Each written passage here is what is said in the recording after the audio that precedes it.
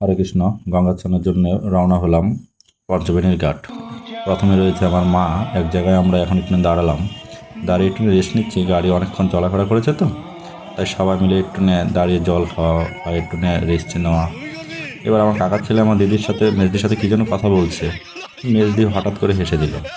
এবার আমার সর্দি রয়েছে গাড়ির ভিতরে, ওরা বেরোচ্ছে না। কাকিমা আর সর্দি বসে ওখান থেকে কী যেন ইশারা দিচ্ছে।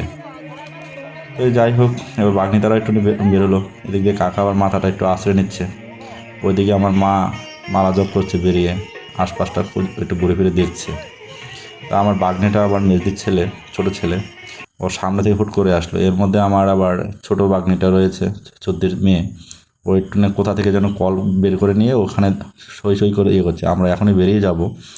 তো যাই হোক, এখন আমরা রওনা দিলাম।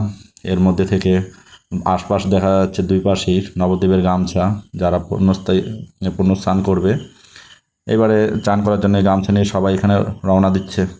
তো আমরাও এখন মোটামুটি সেতুর সামনে চলে আসলাম। গঙ্গার উপর দিয়ে বয়ে গেছে এক বিশাল আকারের এক সেতু। তো বাঁ দিক থেকে তাকিয়ে দেখছিস না, এখানে সবাই মিলেই গঙ্গা চানের জন্য প্রস্তুত হয়ে আছে। আমরাই হয়তো একটু লেট করে ফেলেছি। তো গঙ্গার জল নেওয়ার জন্য এখানে ব্যারেল রয়েছে। তা আমিও কাছাকাছি গেলাম যে একটা ব্যারেল নিয়ে আসি।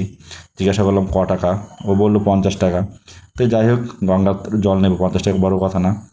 আমরা এবার চান করার জন্য সবাই এখানে এসে পৌঁছালাম। পৌঁছে এবার সবাই চান করব। তো যাই হোক, এবার আমরা সামনের দিক দিয়ে কী করব না করব আমাদের পেজটা ফলো করুন, এবার দেখতে থাকুন। সবাই মিলে আমরা আনন্দ করব, আপনারা আনন্দ করুন, আনন্দ উপভোগ করুন। ধন্যবাদ। হরে কৃষ্ণ। হরে